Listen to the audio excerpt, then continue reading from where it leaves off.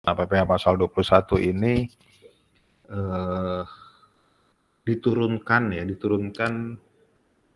mengacu kepada peraturan DJP nomor 31 tahun 2012, kemudian diperbaharui menjadi tahun 2016 gitu ya, dan sampai sekarang belum ada lagi aturan yang terbarunya selain yang 2016. Namun ada beberapa peraturan yang ada aturan yang terbaru tapi tidak menggugurkan aturan yang tahun 2016 gitu ya. Jadi walaupun ada peraturan di sini ada PP 58 tahun 2024 itu tidak berarti menggugurkan per DJP yang tahun 2016 gitu ya. Tetap dipakai bersamaan gitu ya. Oke. Untuk PPh pasal 21 dasar hukumnya adalah jelas Undang-Undang PPh nomor 36 tahun 2008, kemudian Undang-Undang Harmonisasi Peraturan Perpajakan nomor 7 tahun 2022, kemudian ada juga peraturan pemerintah yang relevan nanti ya. Dan juga ada peraturan Menteri Keuangan atau keputusan Menteri Keuangan juga yang relevan terkait dengan PPh pasal 21 gitu ya. Nah, PPh pasal 21 itu apa sih gitu ya. Jadi gini, PPh pasal 21 itu adalah pajak yang dipotong atas penghasilan gitu ya. Atas penghasilan yang diterima gitu ya, yang diterima oleh orang pribadi gitu ya. Kemarin kita sudah bahas subjek pajak itu ada 3, orang pribadi, badan, dan BUT, bentuk usaha tetap ya. Nah, khusus untuk PPh 21 ya, untuk PPh 21 ini hanya membahas orang pribadi saja gitu ya. Hanya membahas orang pribadi. Makanya di sini di state jelas ditebalkan hanya membahas orang pribadi gitu ya. Kita tidak akan membahas bagaimana perusahaan, bagaimana apa, tidak. Tapi penghasilan yang orang pribadi.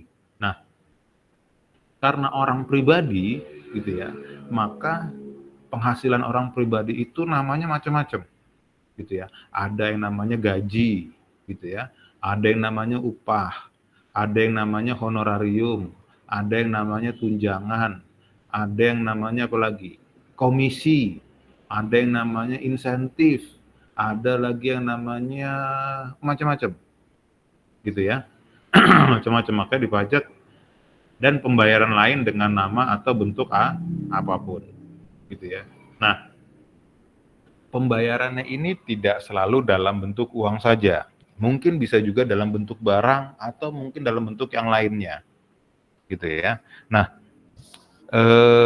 itu penghasilan. Jadi penghasilan adalah di pertemuan yang sebelumnya itu sudah bahas adalah tambahan nilai ekonomis. Gitu ya. Tambahan nilai ekonomis yang dipakai untuk konsumsi atau disimpan untuk menambah kekayaan. Gitu ya. Jadi ya berarti penghasilannya bisa berupa barang, bisa juga tunai, bisa juga non tunai, ya. Terkait dengan apa? Terkait dengan baik pekerjaan, baik jasa maupun kegiatan yang dilakukan oleh orang pribadi, gitu ya. Nah, untuk subjek pajaknya dibagi menjadi 2, ada subjek pajak dalam negeri, ada subjek pajak luar negeri. Kalau subjek pajak dalam negeri, gitu ya, orang pribadi yang statusnya adalah subjek pajak dalam negeri, ya, itu dikenakan PPh pasal 21. Sedangkan kalau subjek pajaknya adalah luar negeri, ya, luar negeri, maka PPh-nya adalah PPh pasal 26. Gitu ya, PPh pasal 26. Nah, gitu ya. Jadi dalam pembayaran, dalam proses penghasilan ya, Di sini Anda bisa lihat ada PTA, ada Tuan K, gitu ya. Ada PTA, ada Tuan K, gitu ya. Kita bahas yang atas dulu. Ada PTA, ada Tuan K. Nah, PTA ini adalah perusahaan, gitu ya. Adalah PT perusahaan. K itu adalah orang pribadi, gitu ya. Atau pegawai, atau bisa juga karyawan statusnya, gitu ya. Tuan K itu adalah karyawan. Nah, ketika karyawan bekerja di sebuah perusahaan, gitu ya. Oh, sebentar ya. Nah, PTA itu adalah di pajak itu istilahnya adalah pemberi penghasilan, ya, pemberi penghasilan. Nah, sebagai pemberi penghasilan, ya, atau bisa juga disebut pemberi kerja, ya, bisa disebut pemberi kerja atau pemberi penghasilan, gitu ya. Jadi, ya kan kalau di perusahaan kan yang membayar gaji kan perusahaan, gitu ya. Maka PTA adalah pemberi penghasilan. Sedangkan si K itu adalah eh, penerima penghasilan, gitu ya. Penerima penghasilan, ya. Maka dalam hal ini, ya, maka PTA itu adalah sebagai pemotong, ya, sebagai pemotong. Sedangkan Tuan K itu adalah pihak yang dipotong, gitu ya. Yang dipotong apa? Yang dipotong penghasilannya tentunya, gitu ya. Yang dipotong penghasilannya. Nah, ketika K itu bekerja di sebuah perusahaan, maka K akan mendapatkan gaji, ya, akan mendapatkan gaji. Bisa juga tadi namanya, ya, bisa namanya gaji, bisa namanya upah, bisa namanya honorarium, bisa namanya tunjangan atau apapun, ya. Nah, itu merupakan PPh 2, merupakan objek PPh 21, gitu ya. PTA akan melakukan pembayaran atas jasa, atas pekerjaan yang sudah dilakukan oleh K, maka itu merupakan objek PPh 221, ya. Nah, jadi ini harus dipotong nih, ya, dipotong pajak penghasilan Tuan K-nya, ya. Oke, satu itu. Kemudian yang kedua bisa saja, ya, bisa saja bentuknya bukan seperti yang atas. Kalau yang atas ini kan Tuan K bekerja di perusahaan, gitu ya, atau bekerja pada pihak lain, atau pada penyelenggara kegiatan juga bisa, ya. Tuh. Nah, atau mungkin juga dalam bentuk lain. Dalam bentuk lain, Tuan L, ya, sebagai subjek, ya, dia memberikan penghasilan, maaf, dia memberikan jasa, ya, memberikan jasa kepada konsumen, gitu ya, sama ya, memberikan jasa,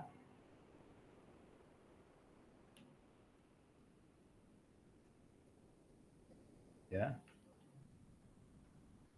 memberikan jasa atau, ya, memberikan jasa, gitu ya, memberikan jasa kepada konsumen, ya. Kemudian nanti konsumen akan melakukan pembayaran, ya. Konsumen akan melakukan pembayaran. Nah,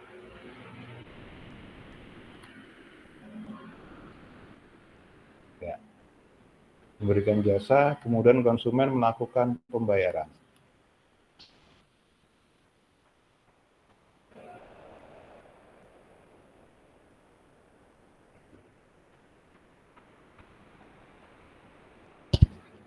Gitu ya, melakukan pembayaran.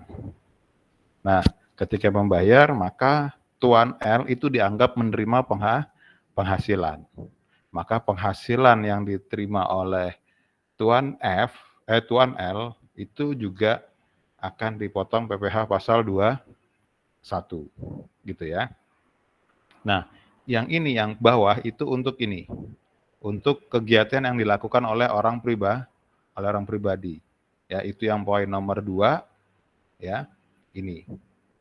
Ya, contohnya apa? Oke, kalau kalau kita bicara contohnya, contoh Misal, ada nggak orang pribadi yang memberikan jasa, gitu ya, jasa servis, jasa apa lagi, jasa servis, jasa potong rambut, kemudian bisa juga menjual barang, gitu ya, toko tekstil, toko baju, nah itu kan yang punya kan perorangan, ya, yang punya kan perorangan. Nah itu, ya jadi itu untuk yang ini, kegiatan yang dilakukan oleh orang pribadi, gitu ya. Jadi basisnya adalah orang pribadi. Oke, baik, sampai sini ada pertanyaan? Ada? Tidak ada. Oke, saya kalau tidak ada saya lanjutkan, ya. Nah, pemotong. Nah, berarti tadi nih, ya, nih yang motong. Yang motong itu siapa? Yang motong satu ya pasti perusahaan.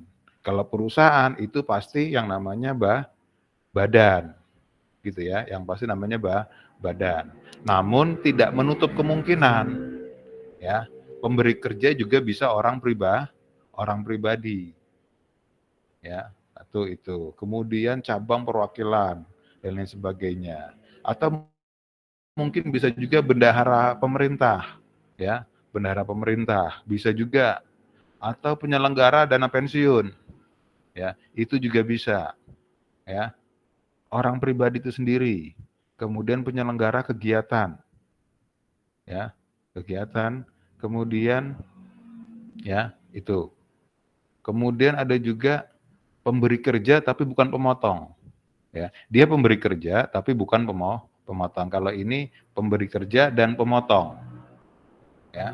Kalau ini bisa juga dia pemberi kerja tapi dia bukan mau pemotong. Jadi ya, iya dia ngasih kerjaan tapi dia nggak punya kewenangan untuk memotong PPh 221.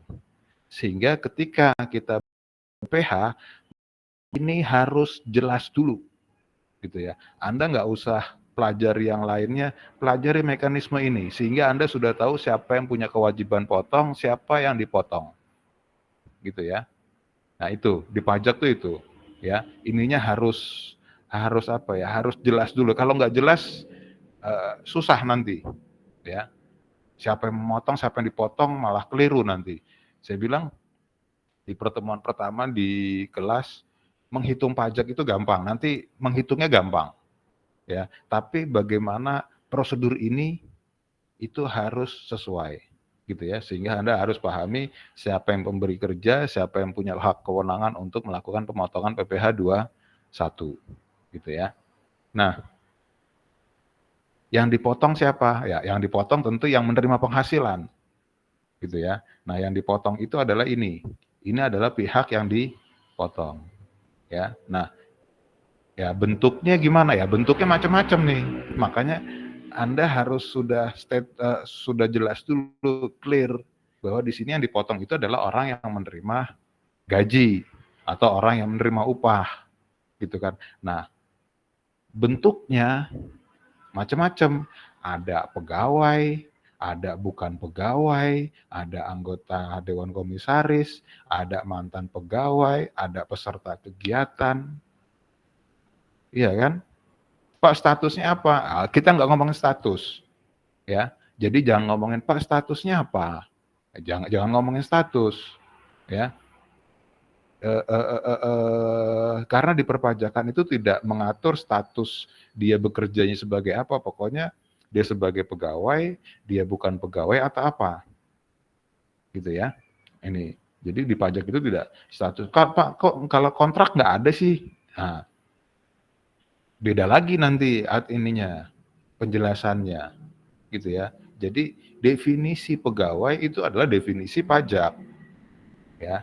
Kalau definisi di Snaker, Dinas Tenaga Kerja, Kementerian Tenaga Kerja, ada yang namanya pegawai tetap, ada yang namanya pegawai paruh waktu, ada yang namanya pegawai kontrak, ada yang pegawai outsourcing. Di pajak nggak ada urusan sama itu, ya, gitu ya. Jadi kita lagi bahas pajak, maka definisinya ya definisi menurut pajak, gitu ya. Jadi tinggal Anda sesuaikan kalau di pajak masuknya definisi yang mana, gitu ya. Sehingga nanti efeknya apa? Efeknya adalah terkait dengan pemotongan pajaknya, gitu ya. Pemotongan pajak, ya. Nah, setiap definisi, setiap jenis penerima penghasilan itu perhitungannya beda-beda. Perhitungan tarif pegawai beda, penerima pesangon beda, bukan pegawai lain lagi, anggota lain lagi, ini juga lain lagi, ya. Jadi banyak, ya. Mengapa banyak? Ya karena orang kerja juga nerima gajinya banyak juga modelnya, ya, bentuknya. Jadi menyesuaikan, ya. Nah, Pak, kemudian gimana kalau YouTuber? Kemudian kalau selebgram gimana? Iya kan? Pegawai bukan? Bukan. Dewan komisaris? Juga bukan. Mantan pegawai? Enggak juga. Peserta kegiatan? Bikin konten bukan kegiatan. Ya kan? Kalau peserta kegiatan berarti kan ada penyelenggara kegiatan. Lah orang bikin buat konten sendiri, buat di-upload sendiri, gitu kan? Nah itu kan di sininya harus jelas dulu. Anda harus jelas dulu di sininya nih. Siapa yang pemberi kerja, siapa yang menerima penghasilan. Gitu ya. Nanti kasusnya kalau semakin berkembang, ya Anda di sininya nggak paham, ya dibawa kemana-mana juga nggak akan paham, gitu ya. Jadi jangan dipusingkan dengan cara menghitungnya dulu, ya. Tapi bagaimana ketika Anda belajar, ini masuknya ke kategori yang mana, gitu kan? Kalau selebgram, YouTuber, konten kreator, ya itu gimana tuh perhitungan pajaknya kan, ya. Kira-kira masuk ke mana? Ada yang tahu nggak? YouTuber, selebgram, konten kreator, Ayunda, masuk di mana Ayunda?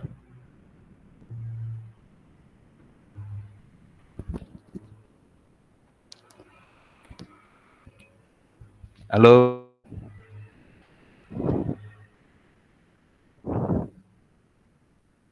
Fauzia,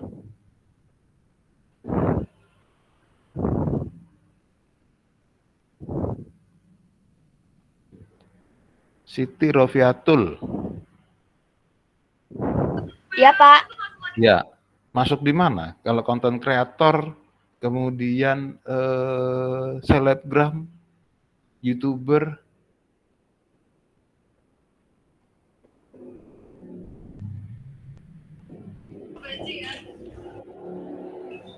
Kurang tahu, Pak. iya kan? Ya, jadi kurang tahu. Pertanyaan saya begini, Rofi paham nggak bagaimana YouTuber itu menerima penghasilan?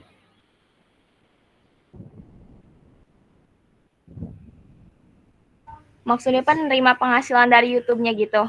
Atau kalau YouTuber nggak ada Pak. Kalau selebgram deh. Oh, kalau selebgram penghasilan paling kayak dari endorse gitu ya, Pak. Oke, dari endorse. Kemudian Iya. berarti yang punya kewenangan untuk potong siapa? Motong Atau apa? pemberi penghasilannya siapa?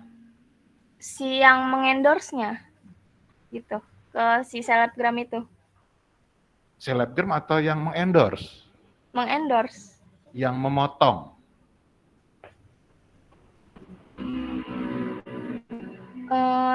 Kayaknya selebgramnya deh, Pak. Oke, yang lain? Ya, Adian? Izin menjawab Pak, Mm-mm. kalau menurut saya yang selebgram itu dia yang memotong biasanya kalau nggak dari endorse-nya, kalau nggak dari pemilik pemilik Instagramnya. Biasanya dipotong dari situ saat komisi masuk ke akun kita, Pak. Kalau saya gitu sih Pak. Oke, ya. Tadi menurut Adian Pak itu yang motong itu endorse-nya. Kalau nggak endorse-nya ya berarti si pemilik Instagramnya. Oke, cocokkan dengan di sini, ya. Oh Pak, kalau selebgram berarti selebgram itu adanya di Tuan K. Dia sebagai penerima penghasilan karena selebgram menerima penghasilan. Dari mana? Dari endorse. Kalau endorse-nya perusahaan ya perusahaan berarti. Maka yang punya kewenangan untuk memotong PPh-nya ya perusahaan. Kalau yang punya adalah orang pribadi sendiri, ya orang pribadi. Iya kan? Jadi konsep ini nggak boleh lepas. Ya, jadi pedoman ini nggak boleh lepas bahwa PPh 21 itu dipotong oleh pemberi penghasilan. Bagaimana bentuknya nanti, seperti apa bisnisnya, bagaimana seperti apa prosesnya, ya akan selalu begini, gitu ya. Makanya saya selalu tekankan di sinilah pentingnya untuk memahami konsep ini, ya. Jangan dipusingkan dengan menghitung, ya. Menghitung 5 menit, 10 menit diajarin sebentar selesai, ya. Oke, saya lanjutkan, gitu ya. Kemudian penghasilan yang dikenakan PPh 21 gitu ya.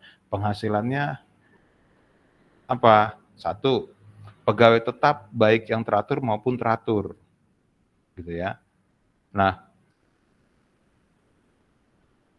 definisi pajak pegawai tetap itu yang gimana gitu ya. Nah, menurut pajak yang namanya pegawai tetap itu adalah pegawai yang menerima penghasilan rutin setiap bulan.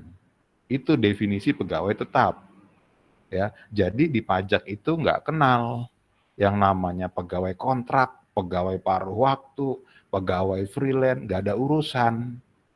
Ya, jadi yang namanya pegawai tetap itu adalah yang menerima penghasilan rutin setiap bulan, gitu ya. Nah, baik itu teratur maupun tidak teratur. Nah, yang teratur gitu apa? Gaji kan teratur, ya. Gaji teratur, tunjangan teratur, yang tidak teratur bonus, tidak teratur, THR tidak teratur, ya kan hanya setahun sekali, THR setahun sekali, bonus juga nggak tiap tahun, ya itu.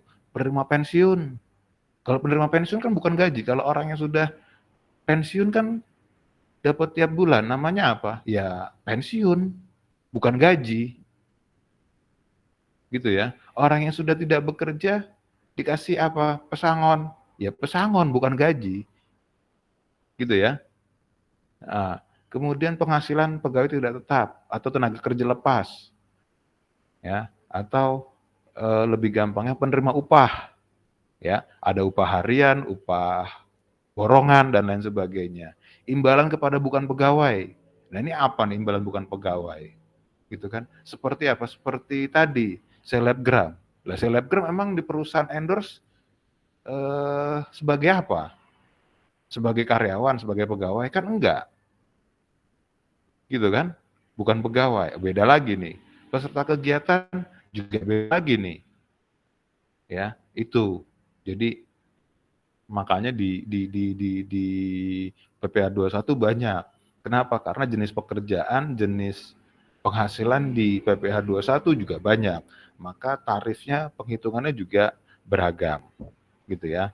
Termasuk natura, kenikmatan, ya. Apa natura kenikmatan itu apa? Natura itu dalam bentuk barang, gitu ya. Dalam bentuk barang, dalam bentuk fasilitas, ya. Termasuk misal dapat gaji 1 juta kemudian plus sama beras karung gitu ya. Ya berasnya itu ya bukan tetap sebagai penghasilan ya. Nah itu ya, natura kenikmatan ya, dari wajib pajak PPh final maupun dari wajib pajak norma penghitungan khusus. Sehingga dalam menghitung penghasilan ya, itu bisa 3 cara. Satu, kalau menggunakan uang ya berapa yang diterima.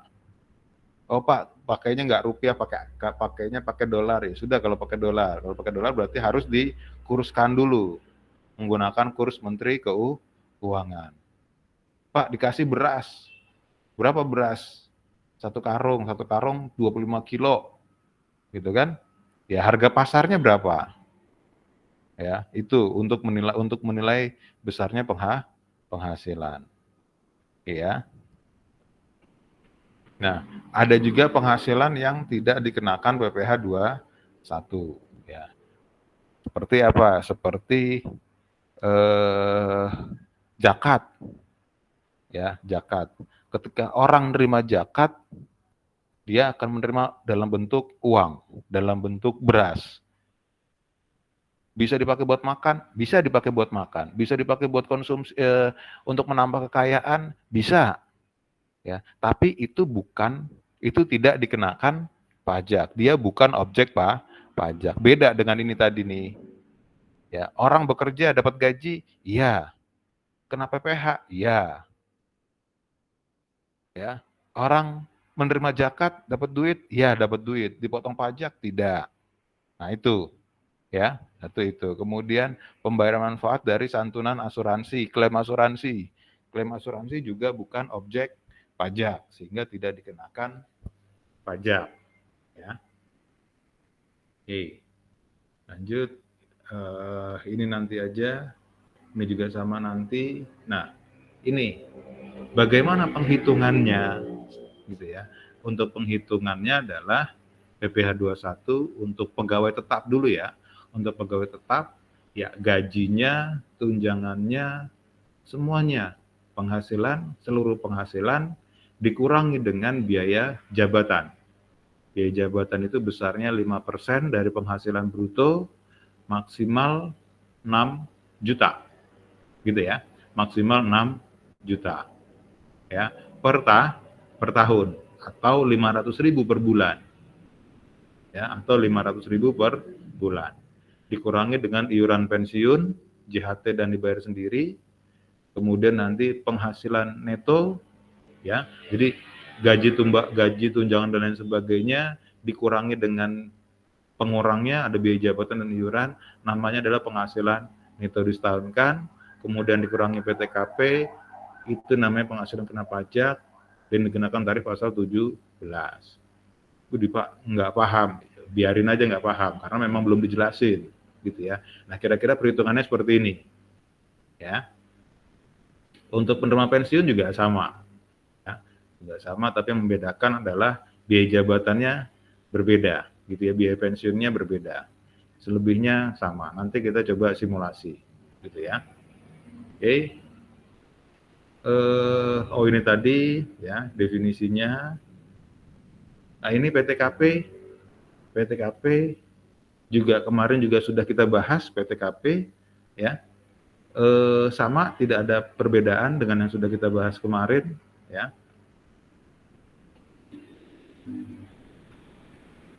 Nah, ini yang membedakan untuk karyawati.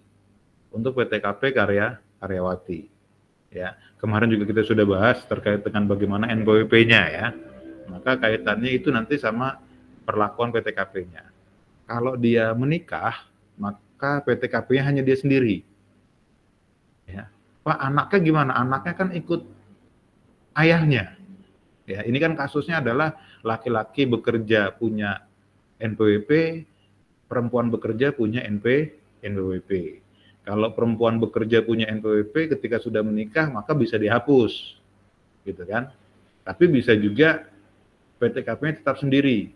Nah, kalau punya NPWP sendiri maka PTKP-nya hanya untuk dirinya sendiri. Gitu ya. Anaknya itu ikut di suaminya. Gitu ya. Lain halnya kalau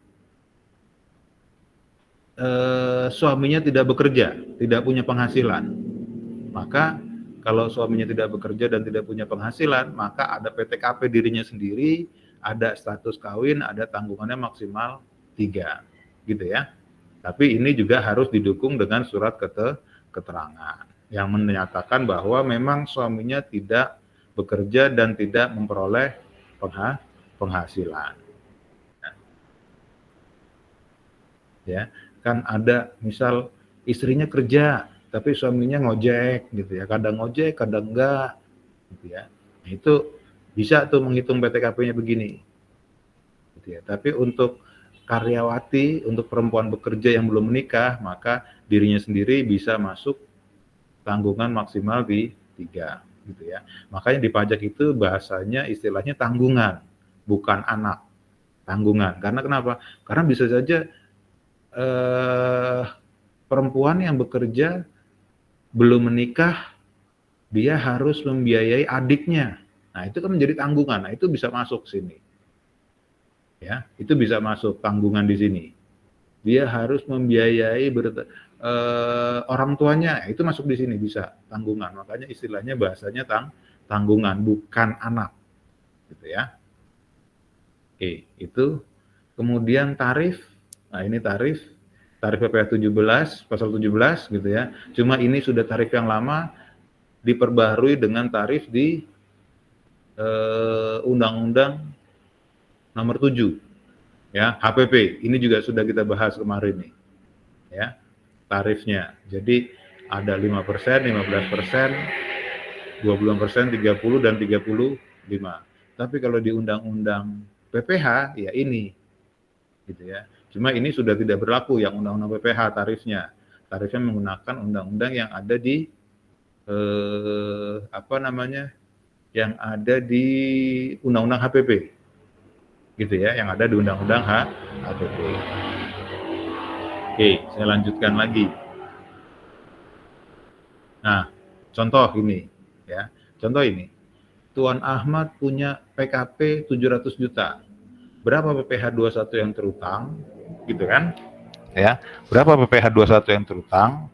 Nah, kita menggunakan ini ya. Jadi di sini bahasanya, bahasa istilah di perpajakan itu adalah lapisan. Jadi penghasilan itu, pajak itu dikenakan untuk tiap-tiap lapisan penghasilan, ya. Tiap-tiap lapisan penghasilan, bukan tarifnya bukan rentang ini ya. Ini bukan rentang, tapi lapisan. Sehingga kalau lapisan pengenaan pajaknya seperti ini, ya.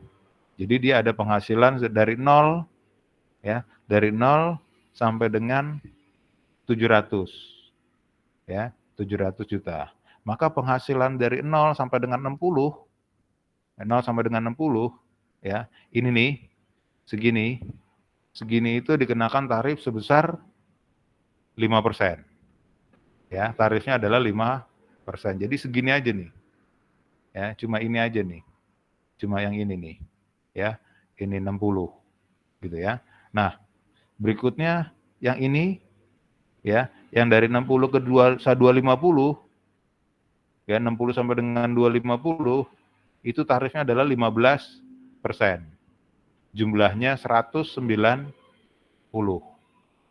Ya, jumlahnya 190. Karena ini mengacunya nih, 60 sampai dengan 250. Di atas 250 sampai dengan 500. Nah, ini. Di atas 250 sampai dengan 500. Nah, segini aja nih bahasnya nih. Yang ini nih. Ya, ini kena tarif 25%. Ya. Sisanya ini ya, sisanya ini ya. Ini 200, dari 500 sampai 700 itu 200 juta, tarifnya 30%. Sehingga kalau dihitung seperti ini. Ya, coba Anda hitung 600 tambah 190 tambah 250 tambah 200 itu jumlahnya adalah 700. Gitu ya. Maka untuk PKP sebesar 700, begini cara penghitungan tarifnya ya. Penerapan tarifnya, dan PPh yang terutangnya adalah 154 juta. Gitu ya, 154 juta. Oke. Sampai sini ada pertanyaan?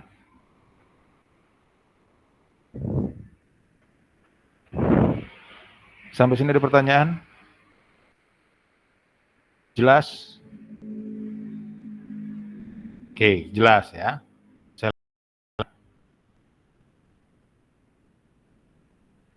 Ya. Saya lanjutkan, ini tadi sudah. Oke. Ini penghitungan nanti dulu deh. Oke. Sebelum saya masuk ke perhitungan PPh 21.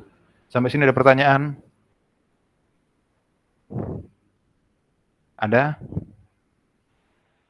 Tidak, Pak. Iya, silakan. Bapak ingin bertanya, kalau yang dari tarif yang 60 juta, 190 juta itu dari mana, Pak? Ya. Yang 60 juta, 190 juta itu dapatnya dari mana ya, Pak? 60, Yang 9, 250 juta, ya. ini 60 juta ini. Dapatnya dari sini. Dapat dari tarifnya, dapat dari sini. Ya, Oh iya ini, Pak, terima kasih ya, Pak. ya, ini itu dari mana? Ini itu dapat dari, bentar saya bukakan lagi. Bentar ya.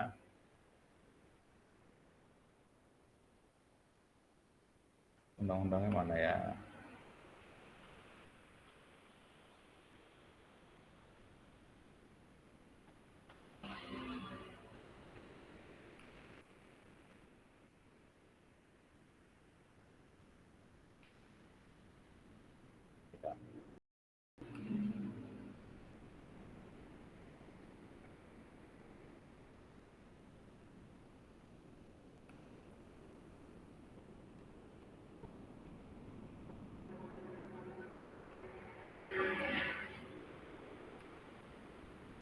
Ya. Biar jelas ya. Oke, biar jelas. Jadi tarifnya itu dapat dari sini. Ya, nih tarifnya. Ini dari ini itu apa sih Pak? Ini itu adalah ini undang-undang. Ya. Itu adalah Undang-Undang Nomor 7 Tahun 2021 tentang harmonisasi peraturan perpajakan tadi yang sudah kita bahas di awal tadi. Ya, tarifnya itu pakai tarif yang ini, bukan tarif PPh yang 36. Ya, pakai tarif nomor 7 tahun 2021.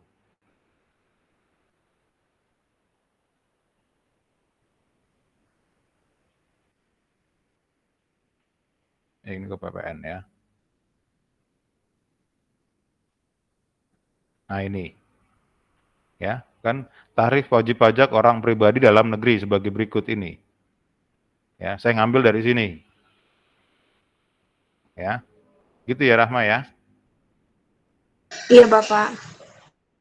Baik, saya lanjutkan. Nah, kalau tidak pertanyaan saya lanjutkan gitu ya. Jadi kalau tarifnya dari situ, besaran tarifnya. Nah, artinya mungkin ini bisa saja berubah. Kalau aturannya berubah ya ini berubah lagi.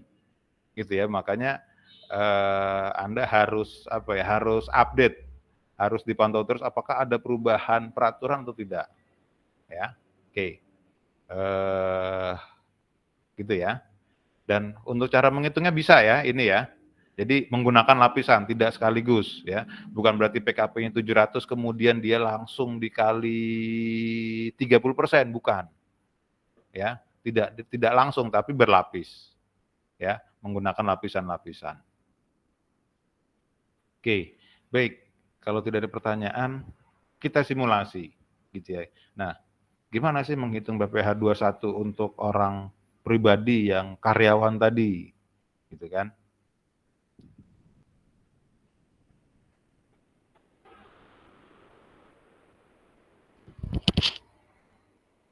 Oke. Contoh ya.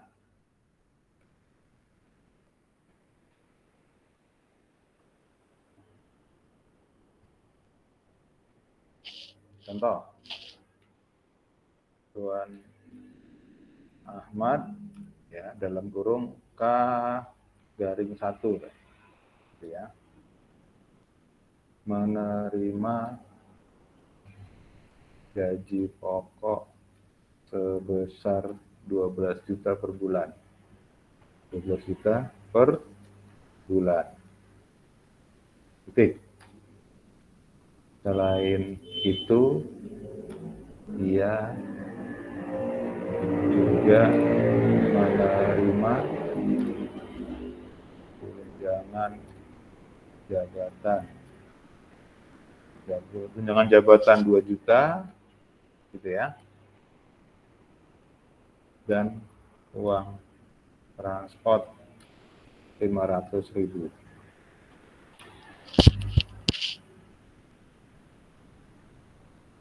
Gitu ya. Dan uang transport 500.000 ya. Hitung PPh 21 berhutang untuk tahun 2024. Gitu ya. Nah, ini kan gini kan. Jadi Tuan Ahmad Ya, contoh yang paling gampang dulu deh, supaya gampang belajarnya. Tuan Ahmad gaji pokoknya segini, 12 juta per bulan. Selain gaji dia juga terima tunjangan 2 juta, ada uang transport 500.000. PPh 21-nya, nah ini kan, nah kita kan harus hitung. Nah, apa yang harus dihitung? Pertama yang harus dihitung adalah berapa penghasilan kotor dari Tuan Ahmad, gitu ya, penghasilan brutonya, gitu ya. Oke, penghasilan brutonya kita hitung, apa aja si Tuan Ahmad terima. Satu, ada gaji pokok. Gaji pokoknya itu berapa? 12 juta. 12 juta, bentar ya.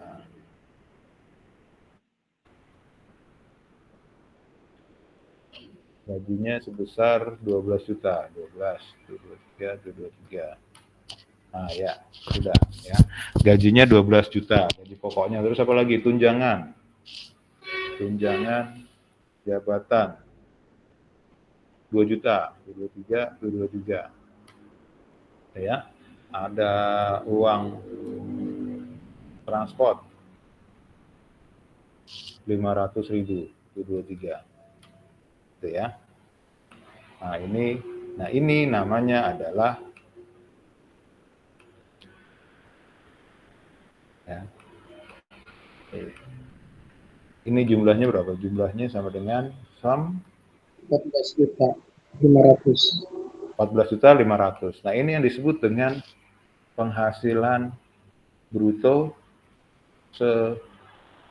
sebulan. Gitu ya. Penghasilan bruto sebulan. Oke ya. Ini penghasilan bruto sebulan. Ya. Nah, kemudian harus disetahunkan. Ya, kemudian selanjutnya adalah disetahunkan.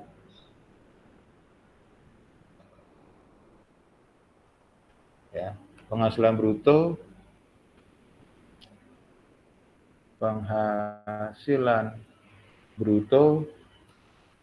setahun. Nah, kalau penghasilan bruto setahun berarti apain? Dikali 12, Pak. Dikali 12. Dikali 12 gitu ya, dikali 12 sama dengan 12 dikali ini. Ya, dikali 12 174 juta. Gitu ya. 174 juta. Nah, Pak langsung disetahunkan? Iya, langsung disetahunkan. Dengan asumsi dengan anggapan tidak ada kenaikan gaji selama setahun, gitu ya. Nah, ini terimanya tetap segini juga. Ya, jadi 174 juta ini bruto setahun. Kemudian baru dikurangi. Dikurangnya apa? Dikurangi tadi biaya jabatan. Biaya jabatan sebesar 5% dari bruto. Gitu ya. Biaya jabatan sebesar 5% dari bruto. Nah, brutonya berapa nih? Brutonya adalah 174. Ya, brutonya adalah 174. Oke, 174 itu sini aja deh saya ngitungnya. Sama dengan 174 dikali 5%. 8 juta. Ya, 8.700.000. Biaya jabatan yang diperbolehkan ya hanya 6 juta. Gitu ya. Yang diperbolehkan hanya 6 juta, nggak boleh lebih dari 6 juta. Ya. Nah, ini dasarnya apa, Pak? Dasarnya tadi aturan yang di PP tadi. Ya. Aturan yang ini.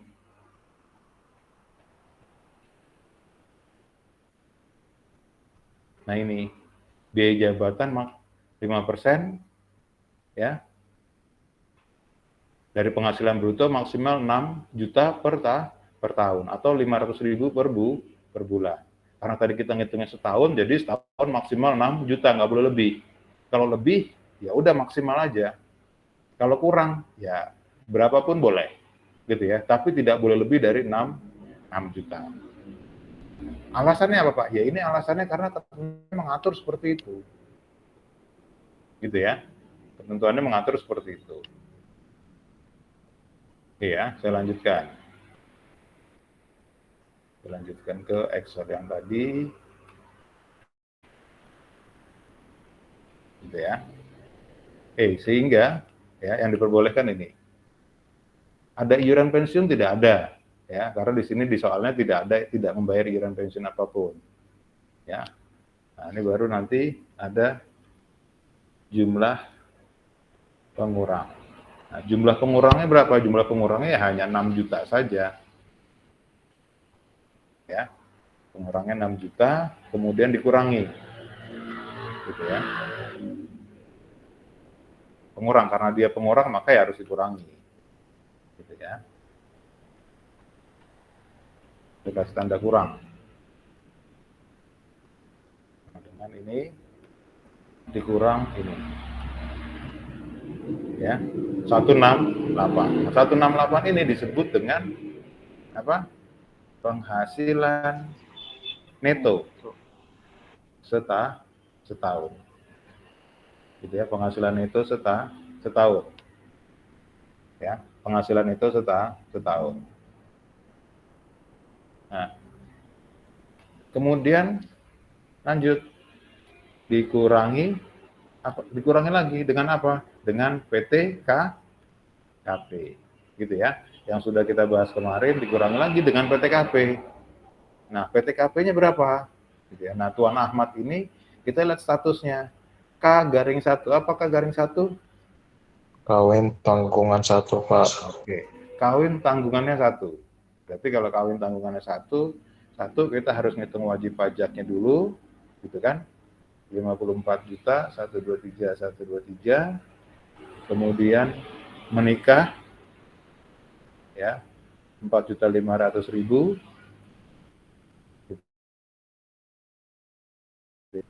Tanggungan dalam kurung 1, 4.500.000. Kemudian baru kita jumlahnya adalah sama dengan sum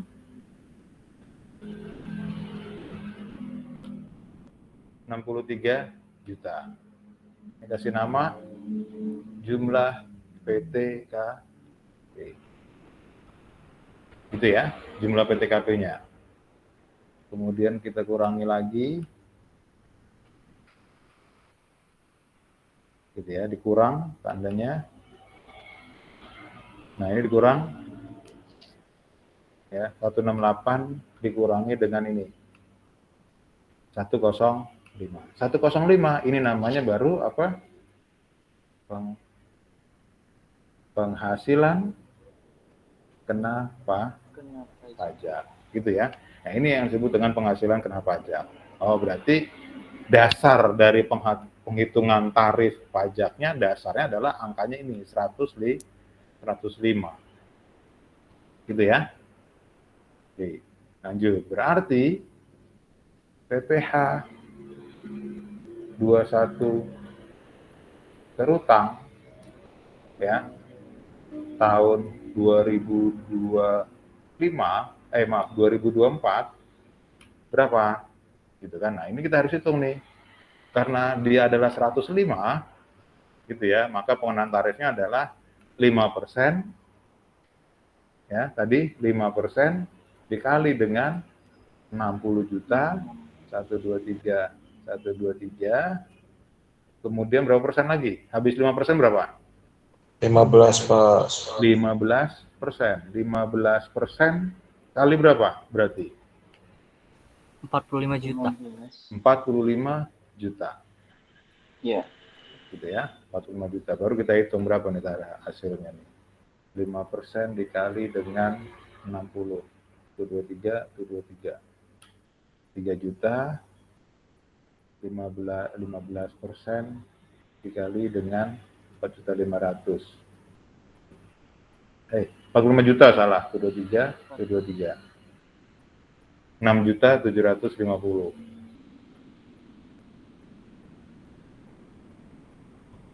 Di PPh terutang, PPh terutangnya berapa?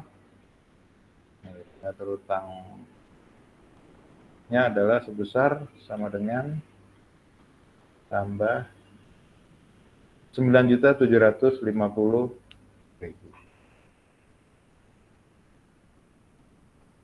Sampai sini ada pertanyaan? Ada?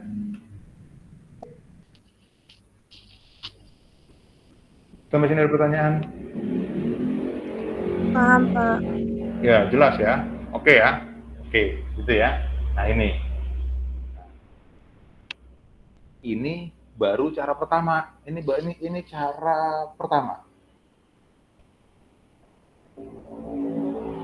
Jadi untuk menghitung PPh itu untuk tahun 2024, mulai tahun 2024 itu ada dua cara ya, dua cara. Oke, ya, ada dua cara. Ini cara pertama.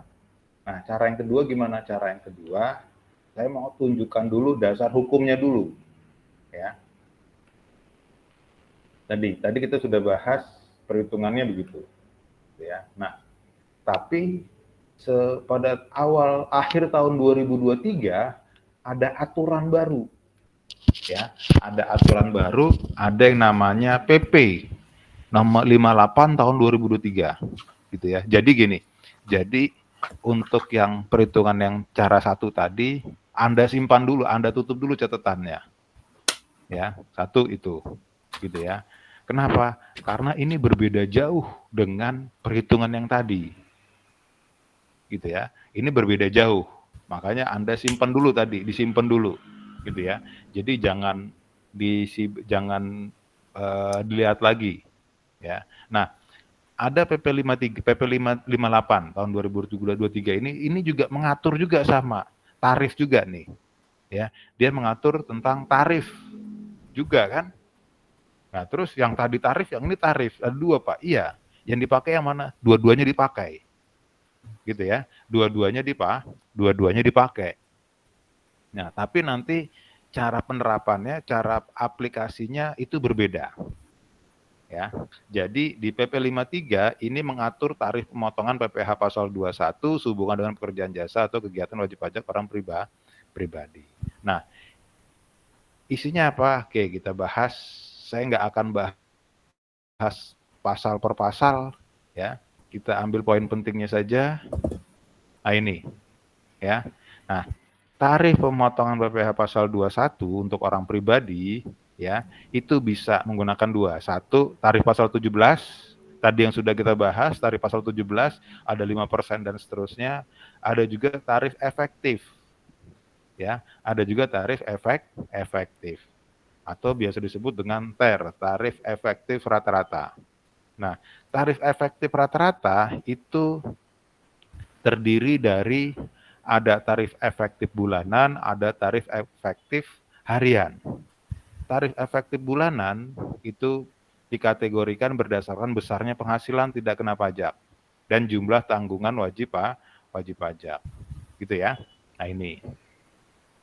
Tarif efektif bulanan itu terdiri dari kategori A, ya. Jadi tarif efektifnya dibagi dua. Ada tarif efektif kategori A, ada kategori B, ada kategori C. Nih, ya, ada kategori A, ada kategori B, ada kategori C. Dan untuk tarif efektif bulanan, kategorinya itu ada di lampiran, karena tercantum dalam lampiran, ya. Jadi nanti kita buka lampirannya. Nah, untuk tarif efektif harian itu ada juga di lampiran D. Ya, ada juga di lampiran D. Ya, itu aja dulu yang Anda pahami, ya. Nah, kemudian tarif ini digunakan untuk wajib pajak orang pribadi yang menerima penghasilan sehubungan dengan pekerjaan, jasa atau kegiatan lainnya, gitu ya. Jadi di sini hanya untuk orang pribadi yang menerima penghasilan dari pemberi kerja, gitu ya. Bukan yang melakukan kegiatan usaha, bukan. Ini, ya. Nah, ini. Oke, itu isinya hanya itu saja, ya. Nah, tapi di situ ada, nah ini enaknya di aturan itu, kalau kita baca aturan itu selalu ada halaman penjelasan, ya. Jadi nanti ini kalau mau belajar bisa dibaca, kalau nggak mau dibaca juga nggak apa-apa, gitu ya. Nah ini ada perhitungannya, kalau mau dihitung, kalau mau dipelajari, nggak apa-apa juga, gitu ya. Kalau sudah paham, saya mau ke lampirannya. Nah ini lampirannya ada tarif efektif bulanan kategori A, ada kategori B, ya, ada kategori apa lagi nih? Kategori C, dan ada kategori yang D, ya, yang D, gitu ya. Nah ini, nah jadi ada ya, jadi sudah kita cek ada. Nah pertanyaan adalah, ini sebegini tarifnya, apakah harus dihafal? Ya saya terus terang juga nggak hafal. Kalau tarif-tarif ini saya nggak mau ngapalin tarif, tapi saya tahu bahwa bagaimana aturan ini digunakan, gitu ya. Jadi Anda cuma cukup tahu ini ada aturan baru, aturan makainya gimana, sudah, gitu ya. Jadi supaya apakah harus dihafal? Ya nggak, saya juga nggak hafal, gitu kan. Jadi saya nggak akan menuntut Anda untuk menghafal ini tarifnya, gitu ya. Nah, gitu ya. Nah, kemudian kaitannya dengan kasus tadi apa? Kaitannya dengan kasus tadi, ya kita lihat tadi Tuan Ahmad itu statusnya apa sih? Tuan Ahmad itu statusnya apa? Kawin, nikah. Ya, statusnya adalah K1, kawin dengan satu tanggungan, gitu kan. Nah, kalau kawin dengan satu tanggungan itu masuk kategori yang mana? Gitu kan, kategori A, kategori B, kategori C. Nah, kita lihat lagi, kita balik lagi, ya. Memang untuk awal kita bolak-balik, gitu ya. Nah, ini kita lihat di sini. Nih, tuh. Kategori A itu untuk yang tidak kawin tanpa tanggungan, tidak kawin satu tanggungan, kawin tanpa tanggungan. Kategori B itu tidak kawin 2 tanggungan, tidak kawin 3 tanggungan, kawin 1 tanggungan, kawin dengan 2 tanggungan. Oh, berarti Tuan Ahmad pakai kategori yang B, ya, karena Tuan Ahmad statusnya adalah K-1, ya, kawin dengan 1 anak, 1 tanggungan, ya, 1 orang tanggungan. Berarti Tuan Ahmad kategorinya B, diingat, ya. Tuan Ahmad berarti kategorinya B. Kalau kategori B berarti kita buka tarif di kategori yang B. Nih, tarif kategori yang B. Ya. Kemudian balik lagi. Tuan Ahmad bruto sebulannya berapa tuh? Berapa Tuan Ahmad bruto sebulannya? 14.500.000. 14.500.000. Nah, 14.500.000. Nah, 14 juta itu masuk yang mana nih? Ya, 14 juta itu masuk yang 14.500.000 ya. Nah, sini nih. 5%. 5% itu di atas 13.600.000 sampai dengan 14.900.000. Berarti Tuan Ahmad masuk ke tarif yang 5%. Gitu ya. Tarif yang 5% nih. Jadi ingetin bahwa Tuan Ahmad kalau tarif ternya adalah 5%. Ya. Oke ya. Nah, Ya. Oke, kita kembali ke Excel-nya lagi. Ya, jadi tarifnya adalah 5%. Oke, tarifnya yang 5%. Hah? Di kuliah nggak? Lagi nge-zoom. Tarifnya adalah yang 5%. Tidur. Oke.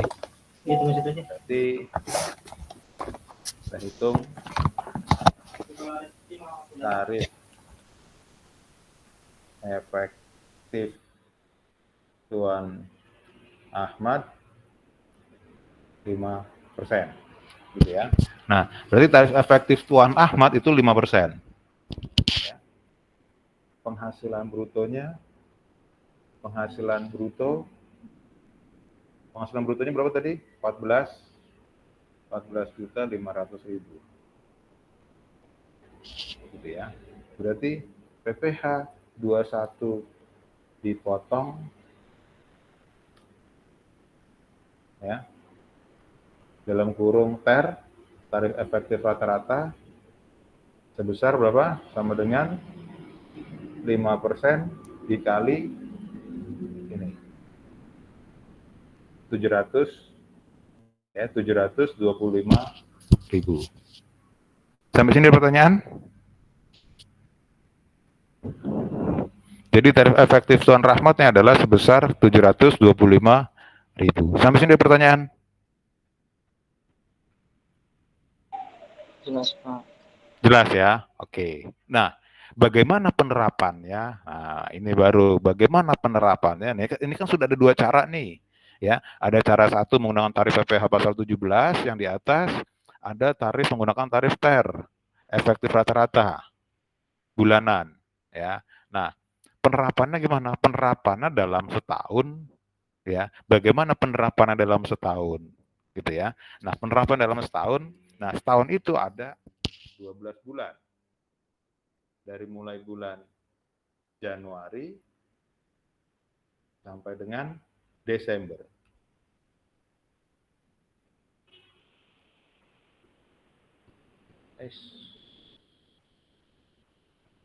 Februari.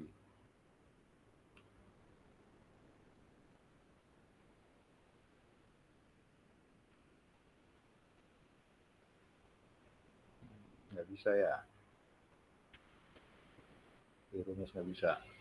Oke, Januari, Februari, Maret, April, Mei, Juni, Juli, Agustus, September, Oktober, November,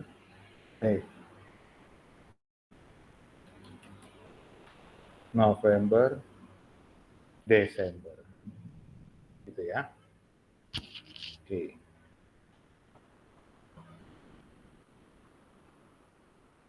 Januari ya. Januari ya. Jadi penerapannya adalah mulai bulan Januari itu menggunakan tarif yang ini 725.000. Berarti pada bulan Januari langsung saja dipotong ya. Untuk Januari menggunakan tarif ini bulanan. Ya, 725.000. Nanti bulan Februari gimana? Bulan Februari ya sama. Ya, 725. Terusnya sampai dengan bulan November. Ya, sampai dengan bulan November. Gitu ya, sampai dengan bulan November. Nah, bulan Desember gimana?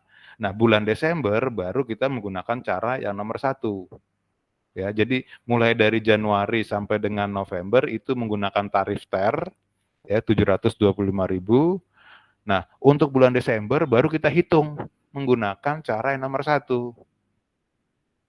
Gitu ya. Kita hitung gaji brutonya berapa, gaji transportnya berapa, ininya berapa, ya, berapa sampai dengan ternyata penghasilan terutangnya tahun 2024 adalah 9.750.000 rupiah. Gitu ya.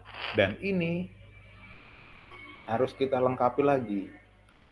Gitu ya. Sehingga ini harus dilengkapi lagi. Berarti ada perhitungan yang sudah diperhitungkan, gitu ya.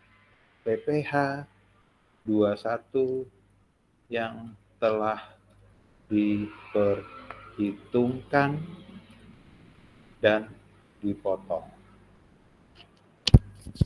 Gitu ya. Dipotong. Kita masukkan angka dari Januari sampai dengan November. Gitu ya. Kan si Tuan Ahmad itu setahun dia harus bayar pajaknya PPh 21 dipotongnya sekian 9.750.000. Gitu ya. Nah, berarti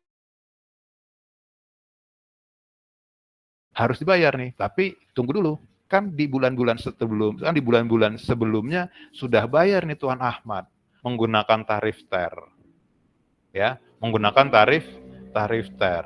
dari Januari sampai dengan November. Berapa besarnya? Kita hitung lagi.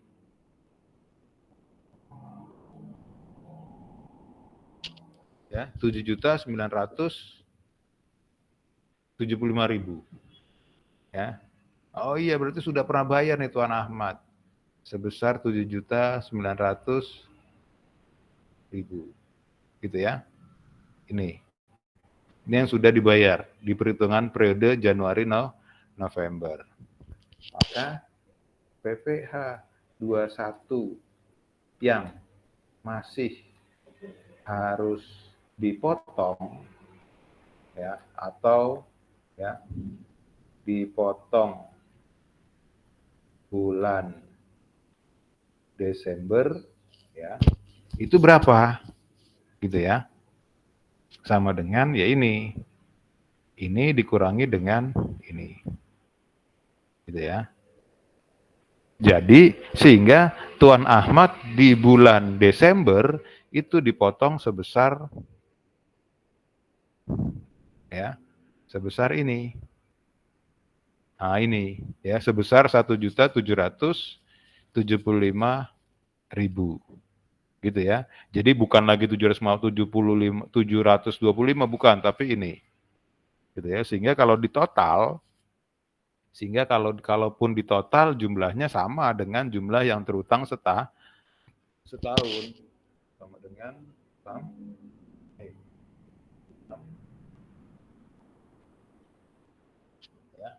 sama dengan yang terutang setahun. Gitu ya. Jadi ada dua cara nih. Ya. Jadi untuk menghitung bulan Januari sampai dengan November itu kita pakai menggunakan tarif TER gitu ya. Untuk perhitungan Desember kita menggunakan tarif pasal 17 ya, dengan memperhitungkan PPh 21 yang sudah dipotong di bulan-bulan sebelumnya. Gitu ya. Berarti ini yang masih harus dipotong. Oke, ini saya giniin lagi. Gitu ya. Tanda kurang.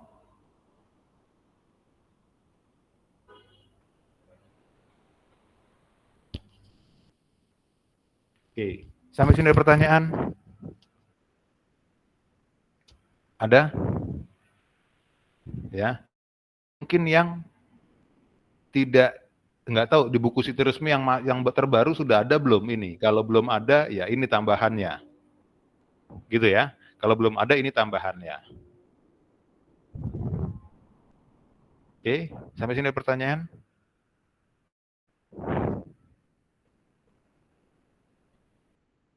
Ada? Ya, nanti ini saya oke. Silahkan ini kalau mau di screenshot ya. Saya tidak menyediakan catatan, jadi silahkan kalau ini mau di screenshot silahkan. Gitu ya. Ini kemudian sampai sini, kemudian ke bawah lagi sampai tadi sampai mana tadi? Itu setahun. Ini kalau mau di screenshot lagi nih, mulai dari sini sampai dengan ini, ya ini. Kemudian nanti kalau mau di screenshot lagi, yang ini boleh segini aja, sudah. Nanti kalau mau di screenshot lagi yang ini, kurang ya. Nah ini kalau mau di screenshot lagi silahkan. Oke, gitu ya.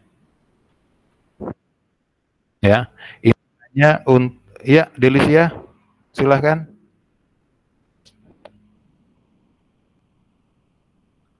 Ada yang ditanyakan, Delicia?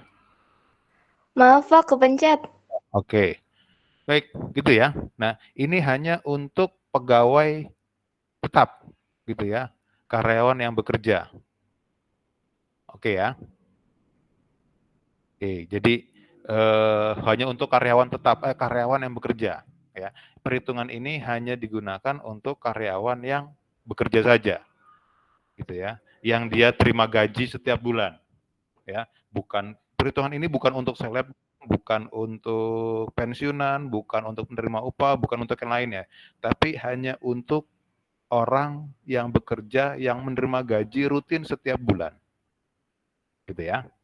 Itu kata kuncinya tuh itu. Perhitungannya begini, ya. Oke. Ada pertanyaan? Bentar ya. Pak, saya mau tanya, Ya, silakan. kalau misalnya di bulan-bulan tertentu dia dapat THR itu, berarti perhitungannya beda lagi ya Oh, iya. di bulan tertentu itu? Betul. Pak, gimana Pak kalau di bulan Januari misal, kalau ada THR-nya? Iya, kalau ada THR-nya betul tadi. Pak, gimana kalau di bulan Maret ini ada THR? Ya berarti brutonya itu ditambah dengan THR. Plus THR-nya berapa? Gitu ya. Plus THR-nya berapa? Gitu ya. THR-nya berapa? Kemudian nanti THR juga harus masuk juga di perhitungan di sini. Ya. Berarti di sini ada lagi nih THR. Gitu ya. THR itu kan diterimanya setahun sekali, berarti ya 1 tahun sekali aja ditambah dengan THR. Nah, kalau THR itu nanti silahkan dilihat di bukunya Siti Resmi deh. Itu ada tuh, ya, untuk THR-nya. Ya, untuk perhitungan nomor 1. Tapi untuk perhitungan yang nomor 2, ada THR, Pak. Iya, kalau ada THR ya berarti brutonya kan gaji pokok setiap bulan ditambah dengan THR. Gitu ya. Ada THR, ada bonus, ya sama. Oke, ada lagi?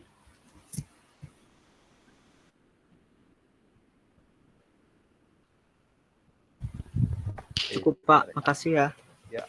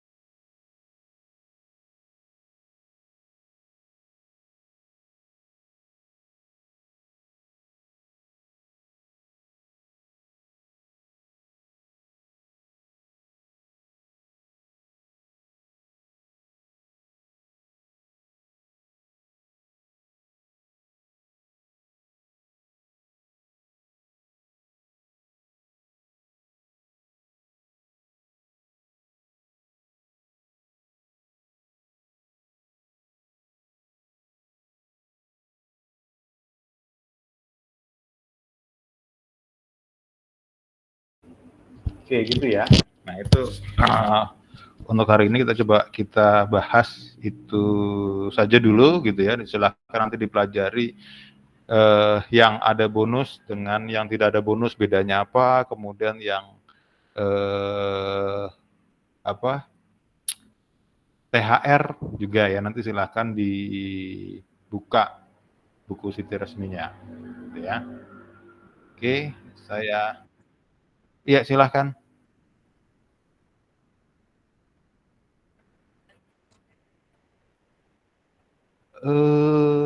Sama aja. Nanti kan kalau di tengah bulan, misal gini, di bulan Agustus gajinya naik, gitu kan? Ya, gajinya naik. Untuk gajinya naik, sebenarnya di TER itu nggak ada masalah, gitu ya. Di TER itu nggak ada masalah. Sudah naiknya di bulan Agustus ya berarti di bulan Agustus nanti ada kenaikan nih, ya. Tapi yang jadi masalah adalah ya di sini nih, Di perhitungan ini nih, ya, di perhitungan ininya, ya, di perhitungan PPh 21 yang setahunnya yang bermasalah. Berarti di sini harus dibagi menjadi per bulannya berapa berapa gaji yang lama, berapa gaji yang baru. Berarti harus dihitung semua di penghasilan bruto setahun nih. Ya, kata kuncinya di sini nih. Ya, di penghasilan bruto setahun ini Anda harus pastikan berapa jumlah penghasilan yang diterima setahun. Gitu ya. Kalau kasusnya tadi ada kenaikan di bulan Agustus, berarti kan dari bulan Januari sampai dengan bulan Juli kan gajinya masih gaji lama. Gaji 14.500.000 gitu ya. Misal di bulan Agustus naik gajinya menjadi 20 juta. Ya berarti Anda harus hitung dari mulai Agustus sampai dengan Desember itu pakai gaji yang 20 juta. Gitu ya. Itu menggunakan gaji yang 20 juta. Ya. Nah, ke bawahnya sama aja nggak ada masalah. Gitu ya. Paling yang agak ribet permasalahannya di sini di perhitungan gaji sebelum di penghasilan bruto setahun ini. Ini yang menjadi titik krusial. Ya. Memang kalau banyak kasusnya ya beda-beda kan. Mungkin kalau naiknya di bulan Agustus, kalau naiknya di bulan September gimana? Ya sama aja kayak begitu juga konsepnya. Gitu ya. Makanya Anda nggak perlu menghafal, tapi paham bagaimana mekanismenya saja. Gitu ya. Jadi yang perlu dipahami adalah bagaimana mekanisme penghitungannya, bagaimana mekanisme penerapannya. Gitu ya. Kalau ke bawahnya bagaimana biaya jabatan ya sama perubahan. Ya. Gitu ya. Jadi gitu. Jadi jangan dihafalkan. Jadi metode belajar waktu sekolah SMA itu sudah jangan lagi digunakan. Kenapa? Karena kalau digunakan ya nggak akan sanggup Anda. Gitu ya. Dengan tarif yang tadi nggak perlu dihafal, tapi Anda sudah tahu sumber rujukannya kemana, bagaimana prosesnya, pengimplementasinya, ya silahkan dicari. Gitu kan. Makanya aturannya juga aturan terbaru ya. Dengan catatan aturannya terbaru. Gitu ya. Saya nggak tahu, Pak nanti apakah begini terus? Nanti di tahun 2026 ketika Anda lulus apakah harus begini juga? Ya belum tentu juga. Gitu ya. Mungkin aturannya berubah ya, maka perhitungannya juga Anda rubah. Gitu ya. Tetapi untuk PPh 21 ini ya, untuk yang tahunan ya, sepertinya itu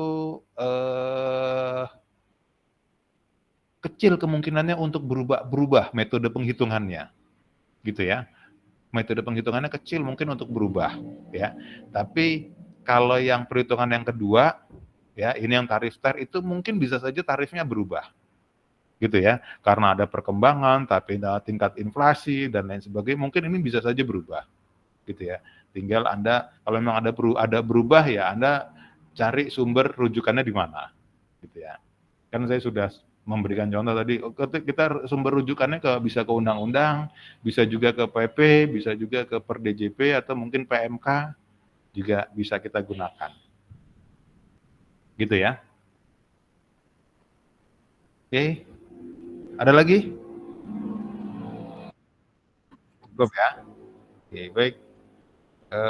Kalau tidak ada pertanyaan, saya absen dulu untuk yang kelas D. Kelas D itu kemarin tuh ada ini ya, ada tugas dari saya ya. Iya, Pak. Iya, Pak. Ya, Fatir ya, ada tugas kan ya? Iya, Pak. Ada tugas, sudah dikumpulkan tugasnya? Sudah. Sudah, cuma masalahnya oh ya sudah kalau tugas sudah dikumpulkan. Kita ini ada 1, 2, 3, 4, 5. Sama hari ini 6. Kita UTS kapan jadwalnya? Minggu depan ada lagi. Oh, minggu depan ada lagi satu ya? Iya. Ya, oke. Ya sudah berarti kalau gitu. Oke, baik saya absen dulu.